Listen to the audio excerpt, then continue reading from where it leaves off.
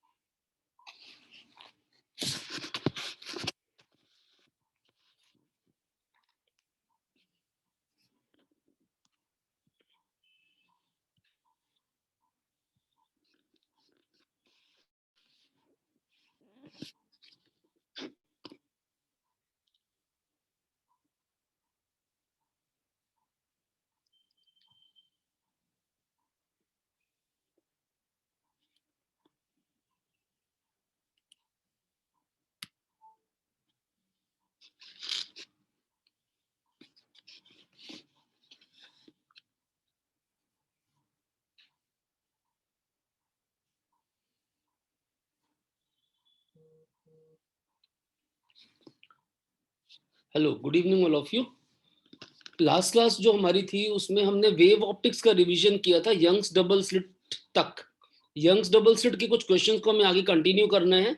Young's double slit और single slit diffraction, इसका revision आज हमें कंटिन्यू करना है. ऐसा ही था ना.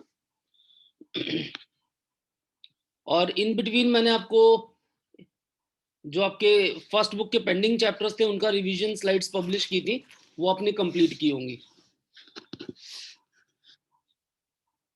M I correct? करी आप लोगों ने? Current electricity, EM wave, not EM wave, EMI, AC, magnetic effects, इनकी रिवीजन स्लाइड्स आपको पब्लिश की थी. जिसका जो भी बाकी था वो उसे कवर करना था, है ना. चलिए, और आप लोगों ने एक टेस्ट भी दिया था, उसके मार्क्स भी आपको भेज दिए, ऑब्जेक्टिव टेस्ट. तो थोड़ा देखिए, कई लोगों ने नहीं दिया तो उसको टेस्ट को दीजिए सभी लोग. It's better for all of you to be regular with the tests and preparations, so that आगे आपको दिक्कत ना आए. ठीक है बच्चों? क्या हुआ, बड़े शांत शांत हो. स्टार्ट करें? चलिए, Young's double slit experiment, YDS. थोड़ा सा रिकॉल करा देता हूं दोबारा YDS को, और फिर हम स्टार्ट करते हैं. आपके पास दो स्लिट्स हैं, एक का नाम S1, एक का नाम S2. दोनों के बीच में कुछ सेपरेशन है, स्मॉल d. यहां पर एक सोर्स है. इस सोर्स की लाइट S1 और S2 दोनों से पास करते हैं. S1 से भी जाती है और S2 से भी पास होती है. और जब दोनों के थ्रू पास होती है लाइट, तो इसका इंटरफेरेंस पैटर्न हम एक स्क्रीन पे देखते हैं, और वो स्क्रीन कुछ डिस्टेंस कैपिटल D पर है. कितने डिस्टेंस पर है? Capital D from the plane of the slits. This is the centre of the screen O. मान लीजिए आपका ये ऑब्जर्वेशन पॉइंट है P, जिसका डिस्टेंस यहां से x है. This x is variable. हमें पता क्या करना होता है? What is the value of this x? What is the value of this x for maximum intensity and for minimum intensity? x की क्या वैल्यू ले हम कि वहां पर इंटेंसिटी मैक्सिमम होगी या फिर वहां पर इंटेंसिटी मिनिमम होगी, ये हमें फाइंड करना होता है. तो जब S1 से लाइट आती है P पर और S2 से भी लाइट आती है P पर, तो पहली लाइट S1 से जो आ रही है और दूसरी जो S2 से आ रही है, ये दोनों मोनोक्रोमेटिक बीम्स हैं. मोनोक्रोमेटिक बीम्स हैं. सिंगल सोर्स से हमने दो कोहेरेंट सोर्सेस ऑब्टेन करने की कोशिश की है. सिंगल सोर्स S की लाइट जब हमने दो स्लिट से पास किया, तो वो एक ही लाइट है जो दो स्लिट से पास हो रही है. तो these two slits are acting as two coherent sources. Clear?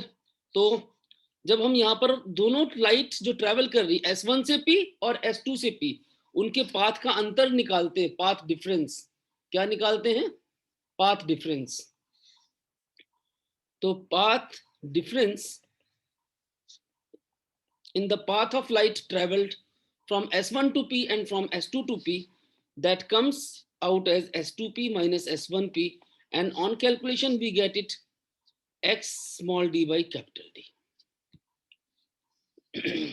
x small d by capital D, this is the value of path difference.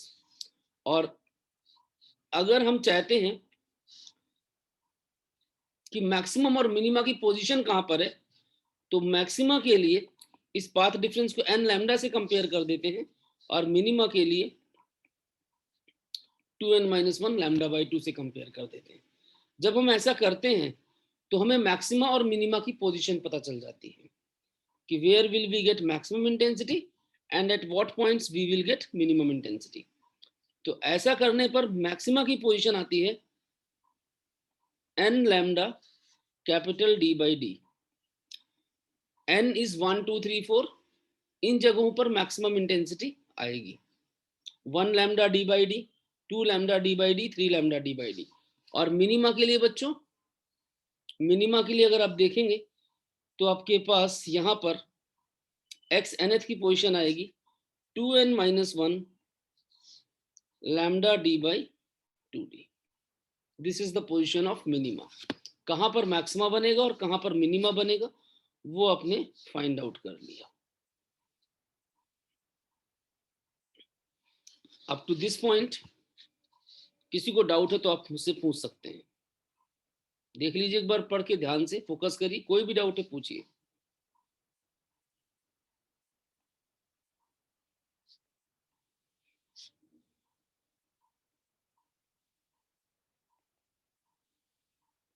अब देखिए, जो दो लगातार मैक्सिमा या दो लगातार मिनिमा बनते हैं, distance between two successive maxima और two successive minima is called,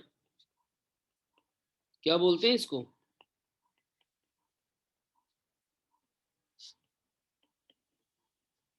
fringe width, beta. तो beta is basically xn plus 1th minus xnth and that comes out as lambda d by d। ये आपकी fringe width की value थी। Clear? अगर आप पूरे के पूरे ऑपरेटर्स को लिक्विड में डाल दें तो लैम्डा चेंज हो जाएगा और बीटा भी चेंज हो जाएगा। तो यहां पर आपको ध्यान रखना है, इफ होल apparatus is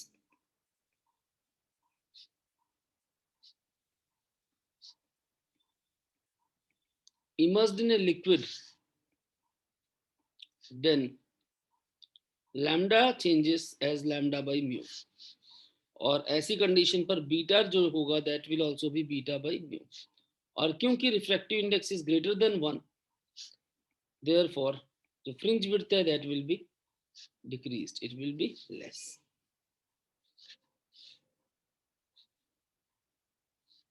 यहां तक पढ़ के देखिए, अगर किसी को डाउट है तो मुझसे बात करिए।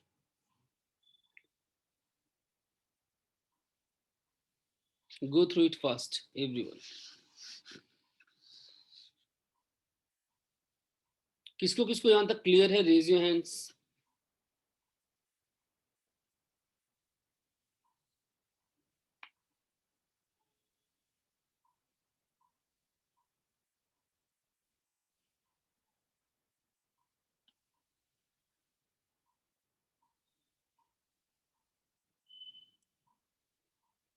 जिसको डाउट है वो पूछ सकता है।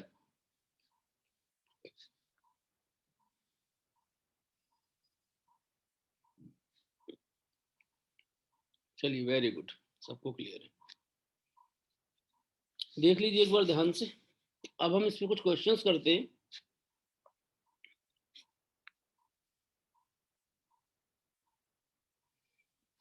पहला question,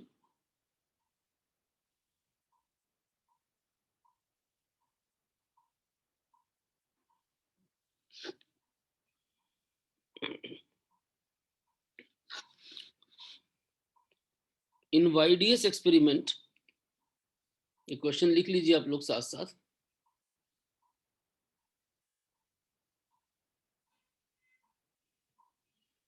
in वाईडीएस experiment, for lambda is equal to 4000 Armstrong, fringe width obtained is 0.1 millimeter. If separation of screen is doubled and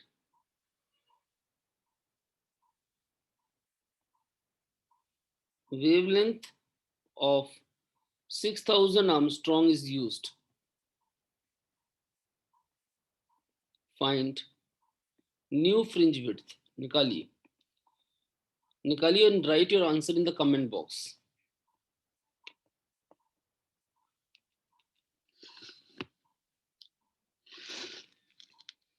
निकालो फटाफट, कैलकुलेट करिए and write your answer in the comment box.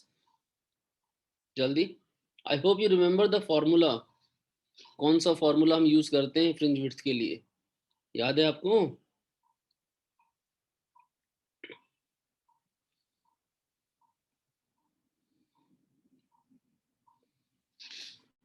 करिए जल्दी. Beta is what? Lambda capital D by small d. Use this relation and get the result and write your answer in the comment box.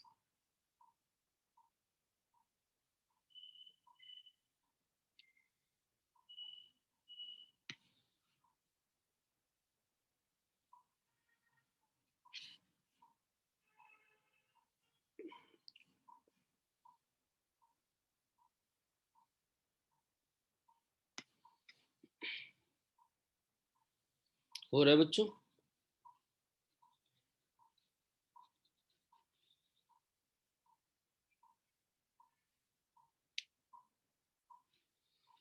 जल्दी, I'm waiting for your answers.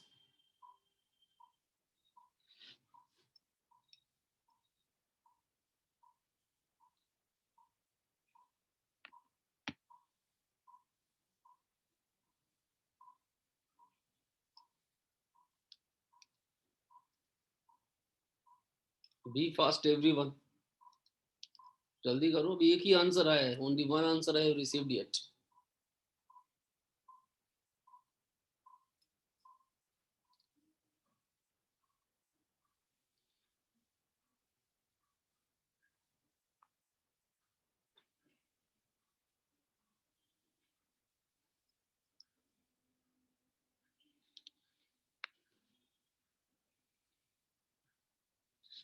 Gautam, Meena and Ankit Singh, दो बच्चों ने भेजा answer, बाकी अभी किसी ने भी नहीं भेजा. जल्दी करिए.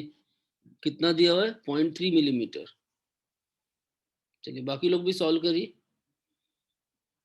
देखिए बीटा 2 चाहिए आपको, तो lambda 2 capital D2 upon small d2.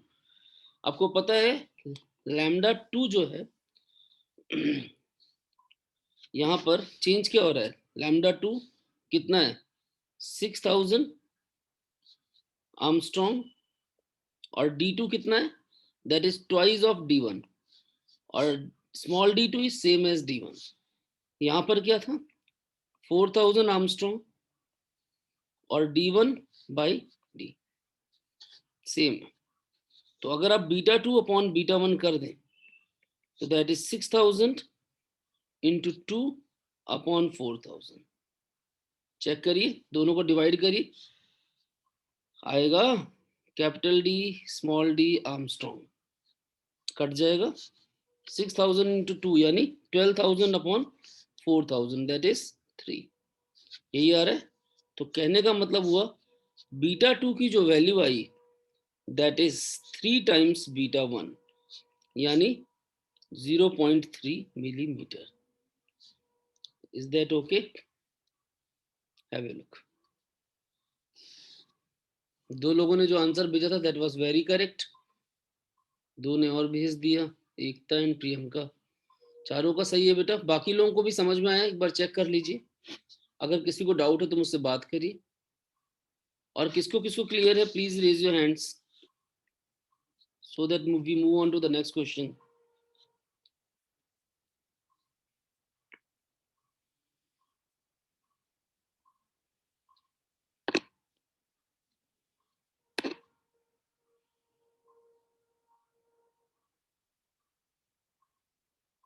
Very good. चलिए आगे बढ़ते हैं, अगला क्वेश्चन लिखिए। इन वाइडियस experiment,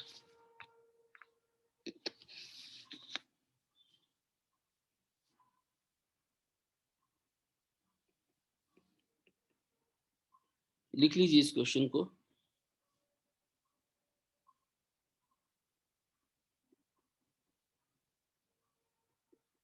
to slits are separated by 3 millimeter and illuminated by light of wavelength 480 nanometer.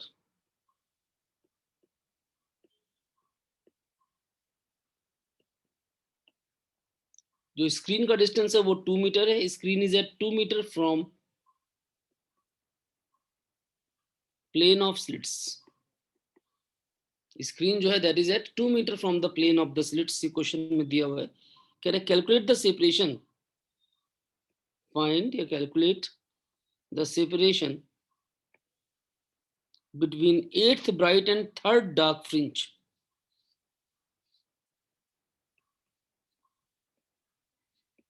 Eighth bright and third dark fringe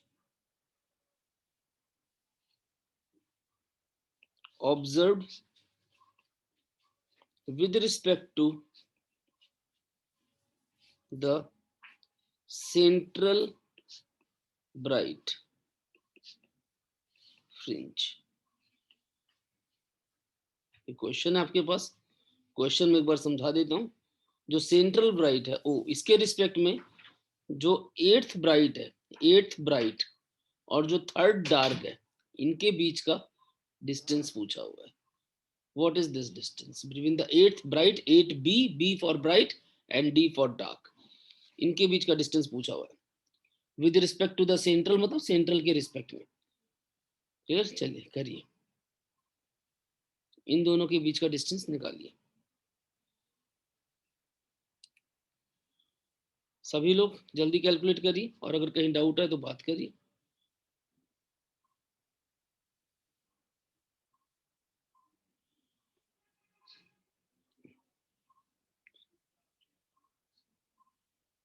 eighth bright कहां पर होती है? ब्राइट का फॉर्मूला क्या होता है? N lambda D by D. देखिए, तो एट्थ ब्राइट तो 8 लैम्डा डी बाई डी, और थर्ड डार्क, डार्क का फॉर्मूला क्या है भाई? ब्राइट का फॉर्मूला था n lambda D by D, अगर याद हो, और डार्क का फॉर्मूला है 2n-1 lambda D by two D. These फॉर्मूले यू मस्ट रिमेंबर। अब यहाँ n क्या है? 3, तो 2 3 6 -1 5 lambda D by two D.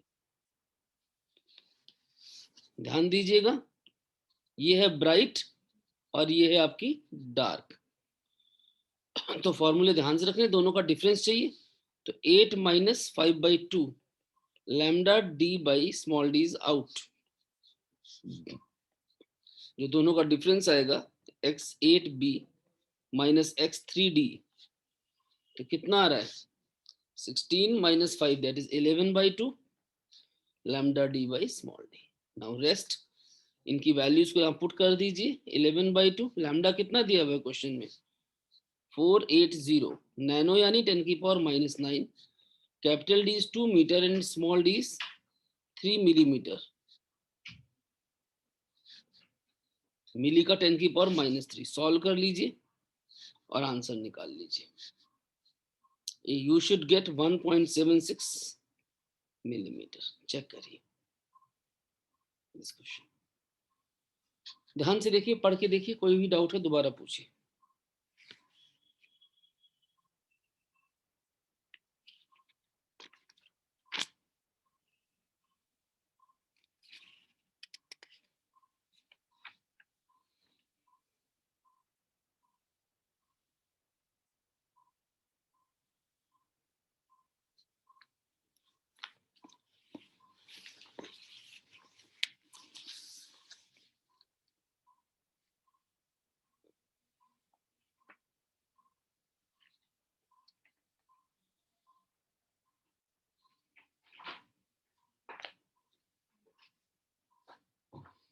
Clear है आप सबको?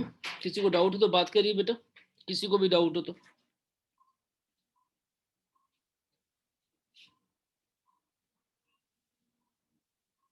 अच्छा, कितनों को क्लियर है? Raise your hands, those who got it.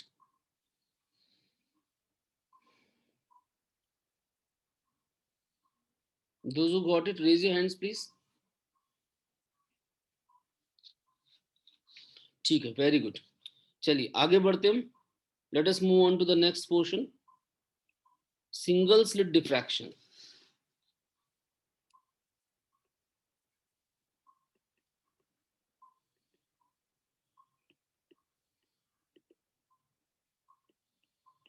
Diffraction at a single slit.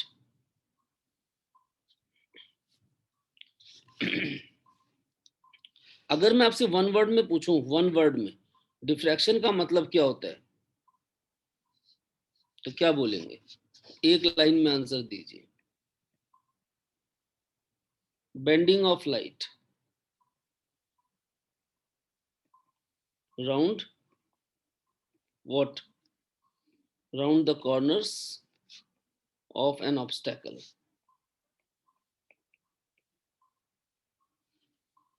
किसी भी ऑब्स्टेकल से जब लाइट टकराती है तो उसके कॉर्नर्स के चारों तरफ बेंड हो जाती है, और ये जो फिनोमिनन है bending of light round the corners of N obstacle and entering into the regions of geometrical shadow, we call it diffraction. Bending of light round the corners of an obstacle and entering into the region of geometrical shadow is called diffraction. तो अगर एक line answer हो तो bending of light round the corners, that is called diffraction. अब जब वो bend होती है तो शैडो रीजन में भी एंटर हो जाती है, region of geometrical shadow, we call it diffraction. और इस डिफ्रैक्शन को हमने स्टडी किया एक सिंगल स्लिट पे। आपने क्या किया था, एक स्लिट ली थी ए बी, और इस पे डिफ्रैक्शन को स्टडी किया था। इधर बनाते हैं।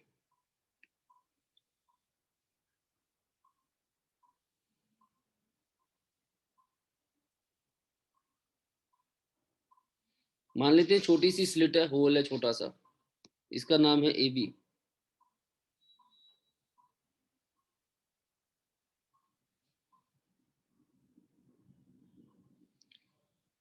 A B. तो इस स्लिट से जब लाइट पास होती है, अब मान लेते हैं बीम ऑफ लाइट है, ये लाइट यहाँ से पास हो रही है, जैसे यहाँ से पास होगी तो क्या होगी, बेंड हो जाती है और शैडो रीजन में भी एंटर हो जाती है। इस फिनोमेनन को हम क्या बोलते हैं, डिफ्रैक्शन। अब अगर हम एक स्क्रीन लें यहाँ पर दूर, कैपिटल डी डिस्टेंस पे, और ये जो ए बी स्लिट है इसकी विड्थ है स्मॉल डी, तो अगर लाइट सीधे आती होती तो कायदे से, तो अगर लाइट सीधे आती होती, ध्यान से देखिएगा, तो लाइट सीधे आती तो जहां पर स्लिट ओपन है उतने रीजन में आपकी लाइट स्क्रीन पे नजर आती, मतलब आपको जो इल्यूमिनेशन नजर आता वो सिर्फ इतने रीजन में नजर आता, और ये साइज जो है वो स्लिट की साइज के बराबर होती है। बट लाइट की प्रॉपर्टी है कि वो कॉर्नर्स के चारों तरफ बेंड होती है, तो लाइट आपकी क्या करती है, यूं बेंड हो जाती है, तो शैडो रीजन में भी एंटर कर जाती है। लेकिन जब शैडो रीजन में एंटर करती है तो उसकी इंटेंसिटी, ब्राइटनेस कम होती जाती है, और अगर उस ब्राइटनेस को हम ध्यान से देखें तो सेंटर पे हमें सबसे ब्राइट बैंड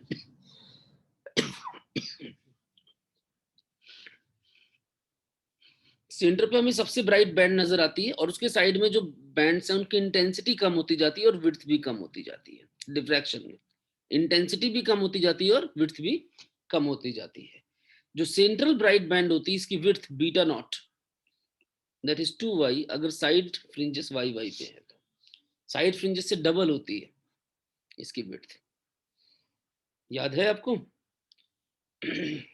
अब यहां पर आपने पाथ डिफरेंस निकाला था d साइन थीटा, और क्योंकि थीटा बहुत छोटा है, अगर हम स्मॉल थीटा के लिए पढ़ रहे theta is very small, if theta is very small तो sine theta is approximately equal to theta, तो this is approximately equal to d into theta, path difference. लेकिन ये तभी है जब थीटा बहुत छोटा है, अगर आपका थीटा बड़ा होगा तो फिर आपको डी साइन थीटा ही लेना होगा। ओके, अब इसको अगर मैक्सिमा के लिए देखें तो मैक्सिमा के लिए 2n+1 लैम्डा बाई 2 से कंपेयर करते हैं और मिनिमा के लिए n लैम्डा से कंपेयर करते हैं। तो डी थीटा की वैल्यू, यहां पर डी थीटा की वैल्यू n लैम्डा, तो आप मैक्सिमा के लिए थीटा की पोजीशन अगर निकाले 2n+1 lambda by 2 small D, this is the angle, कितने एंगल पे मैक्सिमम मिलेगा, for what angle of diffraction we will get maxima,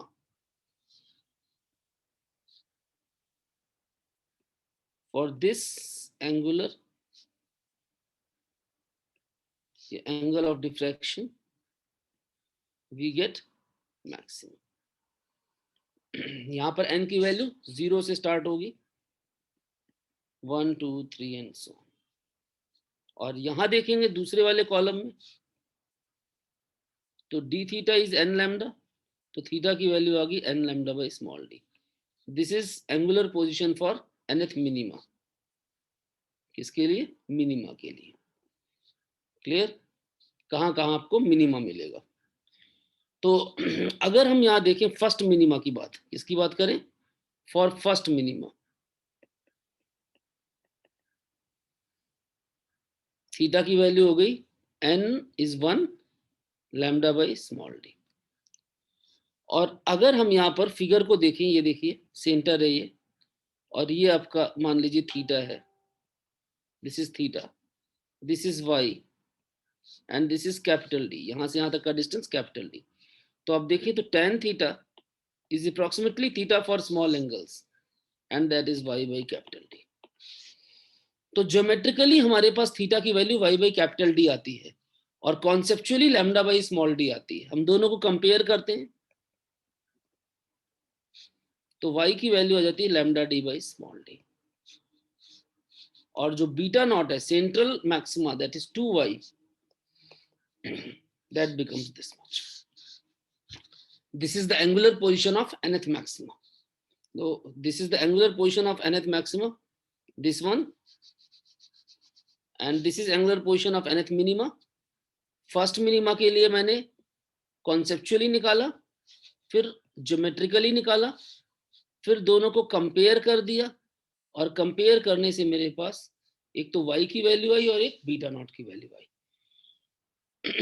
इसके बाद हम ये देखते हैं, पहले यहां तक देखिए आप, यहां तक किसी को डाउट है तो मुझसे बात करो, डिफ्रैक्शन में पढ़ के देखिए ध्यान से, 2 मिनट का टाइम दीजिए, go through it line by line, और अगर कहीं डाउट है तो मुझसे बात करो,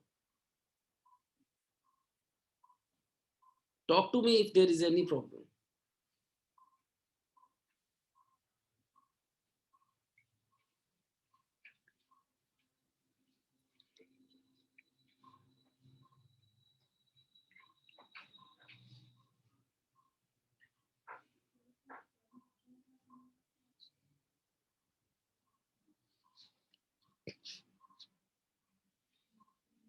पढ़िए ध्यान से।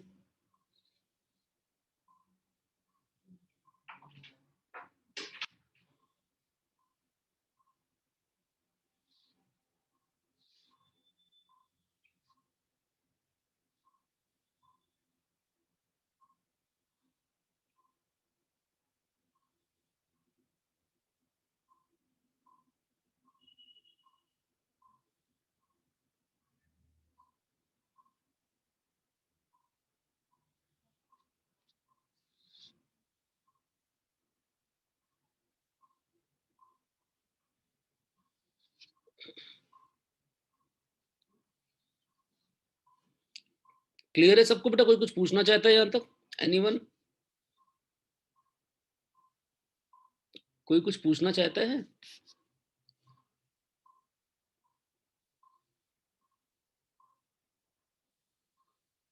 सबको क्लियर है? देख लीजिए एक बार ध्यान से, 2 मिनट का टाइम दीजिए, बेशक कोई जल्दी नहीं है, आराम से करिए। अच्छा चलो, कितनों को समझ में आ गया यहाँ तक वो हाथ रेज कर दीजिए, उससे मुझे पता चल जाएगा। Raise hand those who got it.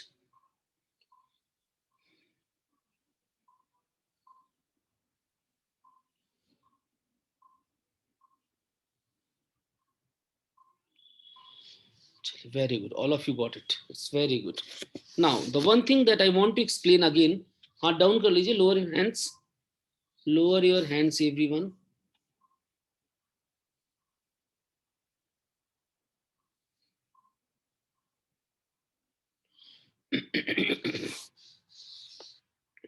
देखिए, अभी हमने जैसे देखा कि हमारे पास ये स्लिट है, बहुत ध्यान से देखिएगा बेटा। जैसे हमारे पास ये स्लिट है, मान लीजिए ये स्लिट बनाई मैंने, यहां से आपकी स्क्रीन पे लाइट फॉल होती है।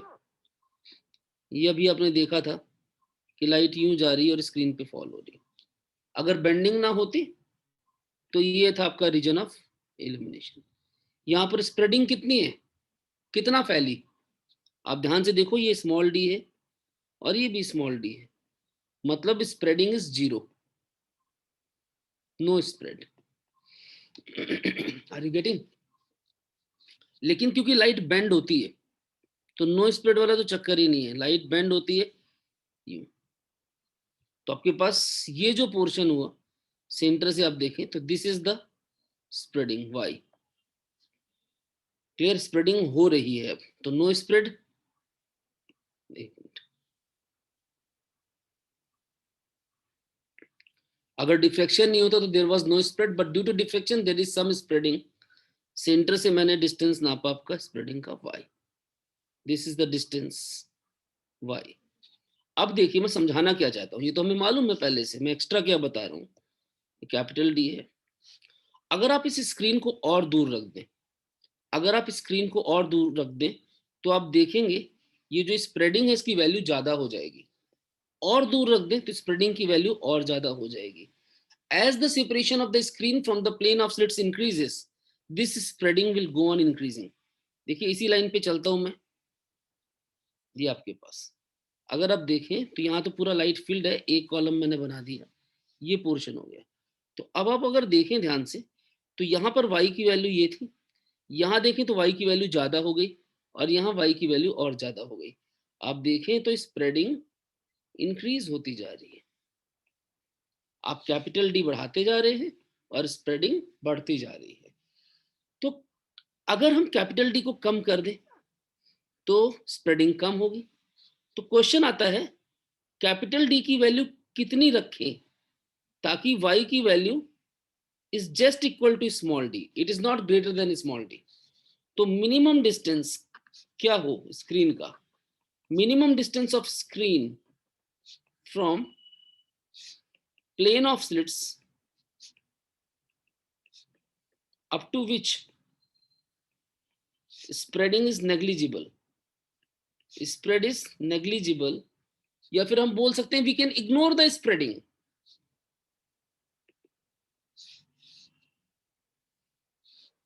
we call it, this distance is called Fresnel's distance।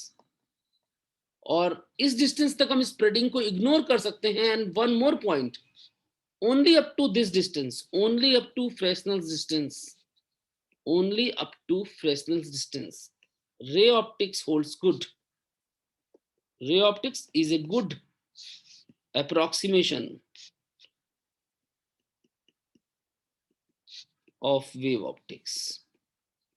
इतने ही डिस्टेंस तक रे ऑप्टिक्स जो है वो प्रॉपरली वैलिड है। इससे ज्यादा डिस्टेंस पर स्प्रेडिंग इतनी ज्यादा हो जाएगी कि रे, जो रे हम लाइट को एज्यूम करते हैं कि लाइट हमारी रे के फॉर्म में, बीम्स के फॉर्म में ट्रेवल करती है। आपको पता है एक रे और bunch of rays is called beam. तो अगर लाइट हमारी स्ट्रेट ट्रेवल कर रही है तभी तो वो रे है, लेकिन अगर स्प्रेडिंग हुई तो ये लाइट स्ट्रेट तो रह ही नहीं जाएगी। तो फिर रे ऑप्टिक्स, अगर लाइट इस तरह फैलने लग गई तो रे ऑप्टिक्स तो फेल हो जाएगी। कितने डिस्टेंस तक लाइट को रे की तरह ट्रीट कर सकते हैं, दैट इज फ्रेस्नेल्स डिस्टेंस। इसके बाद लाइट को हम रे की तरह ट्रीट नहीं कर सकते। और नॉर्मल एक्सपेरिमेंटल्स जो होते हैं, एक्सपेरिमेंटल प्रोसीजर्स, हमारे जो नॉर्मल कंडीशंस उसमें 40-50 मीटर के आसपास ये डिस्टेंस आ जाता है। तो 40 मीटर तो हमारे लिए बहुत है। हम एक्सपेरिमेंटल स्टडी में रे ऑप्टिक्स को यूज कर रहे हैं, ऑप्टिकल बेंच वगैरह में। तो 40 मीटर तक अगर हम यूज कर पा रहे हैं रे की तरह, तो ठीक है, वी कैन स्टडी इट काफी इजीली। तो याद रखिएगा, ray optics is approximate branch and that is valid only up to Fresnel's distance. और अब अगर हम इसको यहाँ पर देखें, तो कहने का मतलब capital D is called Fresnel's distance if y is less than और इक्वल टू d। तो लेस देन तो होना चाहिए, बाकी हम एक्सट्रीम बाउंड्री की बात करते हैं, y is equal to capital D. तो अभी हमने पढ़ा था lambda by D is y by capital D. अभी हमने डिफ्रैक्शन में पढ़ा था, कहाँ पढ़ा था दिखा दें आपको, कहाँ गया, ये this one, lambda by small d is y by capital D. तो इसी को मैंने उठा लिया यहाँ पे, इस फॉर्मूले को हम यूज करते हैं, lambda by small d is y by capital D. तो lambda by small d is y की जगह अगर मैं स्मॉल डी रखूंगा तो d क्या हो जाएगा, df। ये कंडीशंस डाल दी, तो small d by Fresnel's distance. तो Fresnel's distance comes out as d square by lambda. तो this is the distance up to which ray optics is a good approximation of wave optics. चलो एक normal सा example हम calculate करते हैं। मान लेते हैं हम वेवलेंथ ले रहे हैं 7000 आर्मस्ट्रॉन्ग या 5000, ले लो आप, कोई भी ले लो, एक नॉर्मल लाइट 5000 आर्मस्ट्रॉन्ग, और जो स्मॉल डी है मान लेते हैं 0.1 मिलीमीटर। ये आपका जो मॉलिक्यूलर डस्ट है, डस्ट के कारण मान लो डिफ्लेक्शन हो रहा है, तो फ्रेसनेल्स डिस्टेंस कितना आता है चेक करते हैं। स्मॉल डी इज 0.1 मिलीमीटर यानी 10⁻³ का स्क्वायर अपॉन में लाइट की वेवलेंथ 5000 आर्मस्ट्रॉन्ग यानी 10⁻⁻10। तो कितना आया 10⁻⁻4 10⁻⁻8 प्लस 10 अपॉन 5000। इस डिस्टेंस पे है ये, ध्यान देना, अगर इससे ज्यादा होगा तो ज्यादा आ जाएगा। तो आपके पास आ रहा है 10⁻2 यानी 100 अपॉन 5000। तो इस केस में जो हमने पर्टिकुलरली पढ़ा, तो दैट इज 1/50 मीटर। इतने डिस्टेंस तक आपकी रे ऑप्टिक्स होल्ड करेगी इस केस में। तो 1/50 metre is 2 centimetre, I must, है ना, 100/50 यानी 2 सेंटीमीटर के डिस्टेंस तक इस, अगर वेवलेंथ इतनी है और स्लिट साइज इतनी है, तो इतने डिस्टेंस तक आपकी रे ऑप्टिक्स होल्ड करेगी। Up to this distance ray optics is a good assumption of approximation of wave optics. देख लीजिए, कंप्लीट हो गया आपका डिफ्रैक्शन का कॉन्सेप्ट। बहुत अच्छे से एक्सप्लेन कर दिया, अपनी तरफ से मैंने कोशिश की है कि इंपॉर्टेंट टॉपिक्स हैं तो वाईडीएस और डिफ्रैक्शन आपको बहुत अच्छे से आ जाए, और शायद आपने समझ भी लिया होगा। कितनों को यहाँ तक क्लियर है, हाथ रेज करो बच्चों, जिसको जिसको क्लियर है। और डाउट है तो बात भी करते जाओ बेटा, अगर डाउट है तो बात करते जाइए, बिना किसी हेजिटेशन के आप बात कर सकते हैं। चलिए शाबाश, all of you got it. कोई भी डाउट हो तो बात करते जाइए। अब कुछ क्वेश्चंस लिखते हैं, इसके ऊपर भी कुछ क्वेश्चंस कर लेते हैं, डिफ्रैक्शन के ऊपर थोड़े से जो क्वेश्चंस बन रहे हैं। Write down the first question.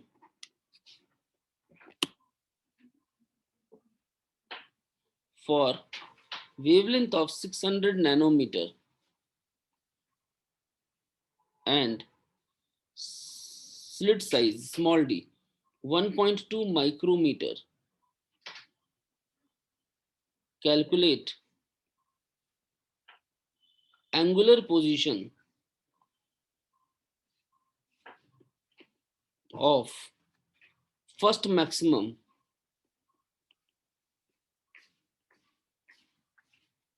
and first minimum, angular position of first maximum and first minimum. Second part, also find angular width of central maximum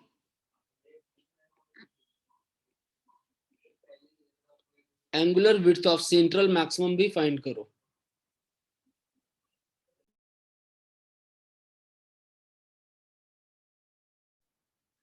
जल्दी करिए बेटा।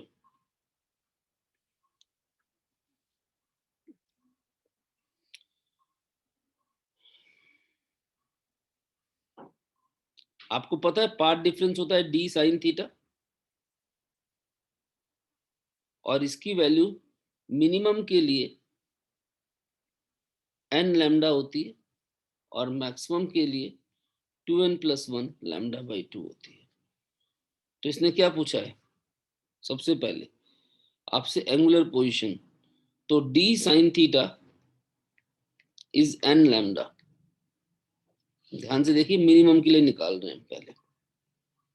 तो D sine theta is n lambda, मतलब sine theta कितना हो गया, n lambda by small D. N 1 है first, lambda कितना दिया हुआ क्वेश्चन में 600 नैनो यानी 10⁻⁹, और स्मॉल डी कितना है 1.2 माइक्रो 10⁻�6। सॉल्व करिए, कितना आ रहा है ये 0.6 1/2 0.5 साइन थीटा 1/2 आ रहा है। इसका मतलब थीटा कितना हुआ 30 डिग्री। ये आपका आ गया मिनिमम के लिए। अब बात आती है मैक्सिमम के लिए। तो मैक्सिमम के लिए किससे कंपेयर करेंगे बच्चों?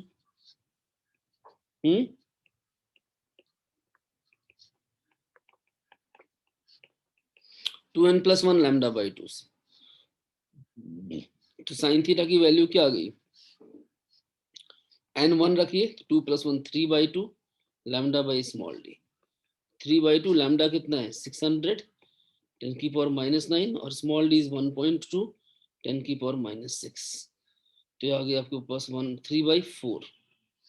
साइन थीटा इज 3/4, तो थीटा बिकम्स साइन इनवर्स 0.75। ये आपका मैक्सिमा के लिए आ गया। चेक करिए, यहां तक कोई भी डाउट है? सेकंड पार्ट आपसे बोला हुआ है बीटा थीटा एंगुलर, आपको पता है 2 lambda D by small D, this is the width of central maxima. इसने बोला है एंगुलर विड्थ, ध्यान देना, पूछा है आपसे angular width, that is basically beta upon capital D, that becomes 2 lambda by small D angular width. तो 2 lambda कितना है 600 और नीचे है 1.2 माइक्रो, तो ये आ गया 1। देख लीजिए, सॉल्व करिए, बराबर आ रहे हैं, ऊपर नीचे कट रहे हैं, तो कितना आ रहा है इट्स 1 डिग्री। ठीक है, इज दैट ओके?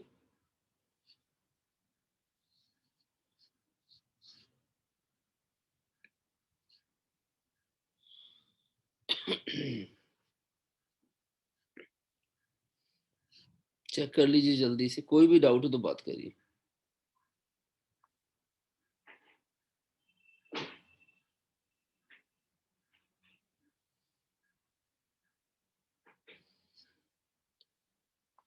चलिए ठीक है, अगला क्वेश्चन लिखिए, write down the next question. Determine angular separation between, determine angular separation between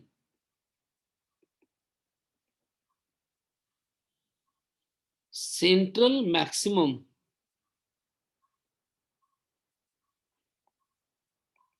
and first order maximum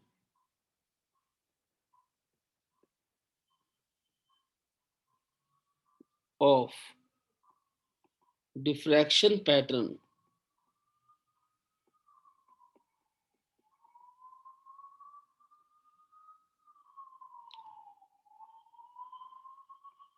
due to single slit of width 0.25 mm and wavelength 5890 Armstrong incident normally to the plane of slits। मतलब जो आपका diffraction pattern बन रहा है, आपको पता है यूं होता है, तो इसका जो सेंट्रल मैक्सिमा है और फर्स्ट मैक्सिमा, इनके बीच का डिस्टेंस आपको निकालना है। जल्दी करिए। आपको पता है मैक्सिमम कहां पर बनता है? 2n+1 λ/2 पर। तो थीटा की वैल्यू क्या आती थी? ये है angular position of nth maxima. ठीक है, अगर आप सेंटर पे देखेंगे तो थीटा कितना है? 0। यहां पर देखेंगे तो थीटा कितना आएगा? 3/2 लैम्डा। देखो, चेक करिए,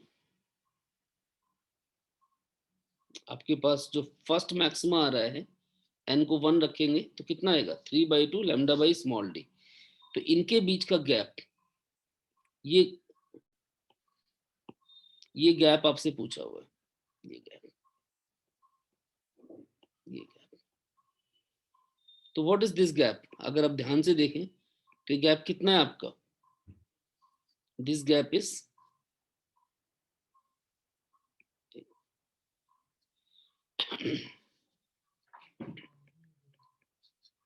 जो रिक्वायर्ड गैप इसने पूछा है, that is how much? 3 λ/2 into small D. तो निकाल लीजिए 3/2। लैम्डा की वैल्यू क्वेश्चन में दे रखी कितनी? 5890 आर्मस्ट्रॉन्ग, यानी 10⁻⁻10। और स्मॉल डी कितना है? 0.25 मिली, मिली यानी 10⁻⁻3। पुट करिए, इनको सॉल्व करिए, and you will get the value of theta in radian, because this is angular position, तो यूनिट क्या होगी? रेडियन होगी। करिए solve.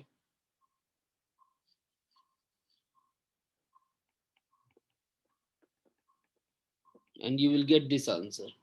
After solving, this should be your answer. Check कर लीजिए इस क्वेश्चन को ध्यान से।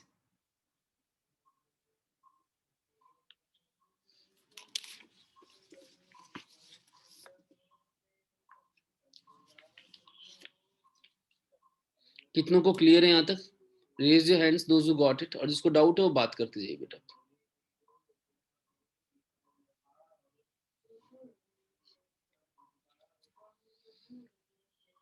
Raise your hands those who got it. जिसको भी डाउट है बात करते जाइए।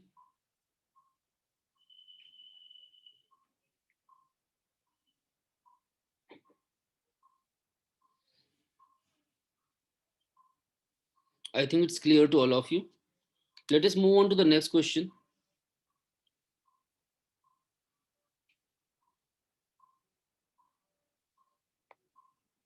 Question is,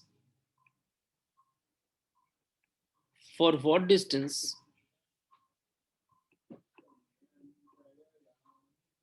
ray optics is a good approximation of wave optics for aperture of 3 millimeter width and lambda 500 micrometre. अगर वेवलेंथ आपकी 500 माइक्रोमीटर है और अपर्चर साइज 3 मिलीमीटर है, तो कितने डिस्टेंस तक रे optics is a good approximation of wave optics? शायद आपको ध्यान हो, अभी थोड़ी देर पहले ही डिस्कस किया था मैंने। कौन सा डिस्टेंस होता है वो? Up to Fresnel's distance. I think you remember this one. Up to Fresnel's distance, ray optics is a good approximation of wave optics. याद है आपको? कितनी वैल्यू होती है इस Fresnel's distance की? What is the value of this Fresnel's distance? This is given So d square by lambda. Very good बेटा। तो स्मॉल डी की वैल्यू कितनी दे रखी? 3 मिली। 3 मिली यानी 10⁻⁻3 इसका स्क्वायर। और लैम्डा कितना है बेटा? 500 माइक्रो, मतलब 10⁻⁻6। सॉल्व करिए इसको जल्दी से। सॉल्व करिए and right your answers in the comment box fast everyone.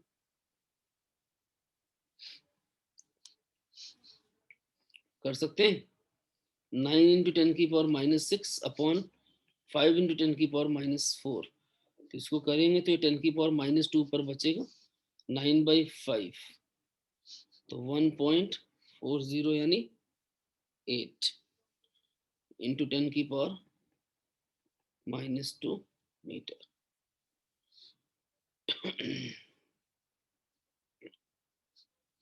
Up to this distance, ray optics will hold good for this aperture size. Check कर लीजिए इसको.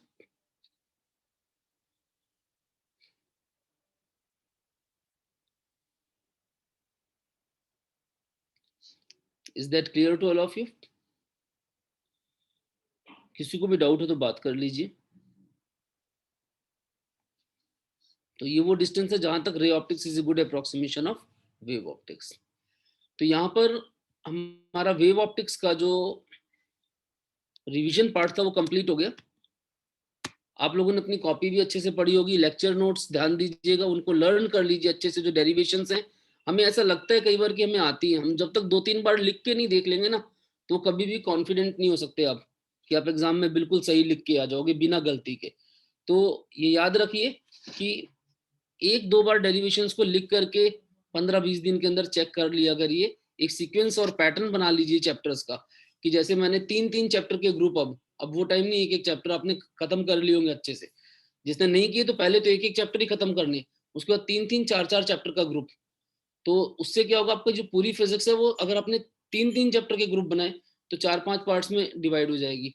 तो अगर पर्टिकुलरली 4 पार्ट्स में आपने डिवाइड कर लिया तो आपको फिर एक पार्ट रिवाइज करना वो इजी पड़ेगा. इंस्टेड ऑफ 15 चैप्टर, जब आप एक बार सोचते हो कि मुझे 15 चैप्टर रिवाइज करने, आपने 4 पार्ट्स में अपने ब्लॉक कवर कर लिए. जैसे इलेक्ट्रोस्टैटिक्स 1-2, करंट इलेक्ट्रिसिटी एक ब्लॉक हो गई, मैग्नेटिक इफेक्ट मैग्नेटिज्म EMI/AC एक ब्लॉक हो गई, फिर EM वेव रे एक ब्लॉक हो गई, मॉडर्न फिजिक्स और सेमीकंडक्टर एक ब्लॉक हो गई. 4 ब्लॉक्स में कवर कर लिया. ब्लॉक वाइज रिवीजन करना शुरू कर दीजिए, आप देखेंगे आपकी इफेक्टिविटी बढ़ने लग जाएगी. आप समझ रहे हैं मैं क्या बोल रहा हूँ. और अब इसके बाद हमारा रे ऑप्टिक्स का रिवीजन है. किसका अगला है? Ray optics. और आई थिंक सो सारे चैप्टर्स कंप्लीट हो गए. रे optics is the last chapter for revision. उसके बाद हम 3 आवर्स लेंथ के पेपर डिस्कस करेंगे. कैसे पेपर्स आते हैं, 2-4 क्वेश्चन पेपर्स हम यहाँ पर डिस्कस करते हैं, देखते हैं. काफी कुछ करना है आपने भी, और जहां डाउट्स होंगे हम भी डिस्कस करते हैं. ठीक है, तो अगली क्लास में आप लोग रे ऑप्टिक्स अच्छे से पढ़ लीजिए, ताकि 1 बाय 1 हमारे सारे चैप्टर्स कंप्लीट हो चुके हैं. रे ऑप्टिक्स की जितनी थ्योरी पढ़ाई है, इसमें सबसे बड़ी बात है रे डायग्राम्स को हाथ से बना के देखिए कि आपसे बन भी रहे हैं कि नहीं बन रहे. कि एग्जाम टाइम में आप बना ही नहीं पा रहे. समझ में आता है और कर देने में, दोनों में बहुत अंतर है, ध्यान देना. जो समझ में आता है उसके मार्क्स नहीं मिलते एग्जाम में, उसके मार्क्स मिलते हैं जो आपने किया है. तो I think all of you are going to start from today strict revision. कर तो आप पहले भी रहे थे, आज से स्ट्रिक्ट रिवीजन शुरू करिए. आप पास टाइम जितना भी है उसको यूटिलाइज करिए ताकि आप अच्छे मार्क्स स्कोर कर पाए. ठीक है बेटा, see you all in the next lecture. Good bye.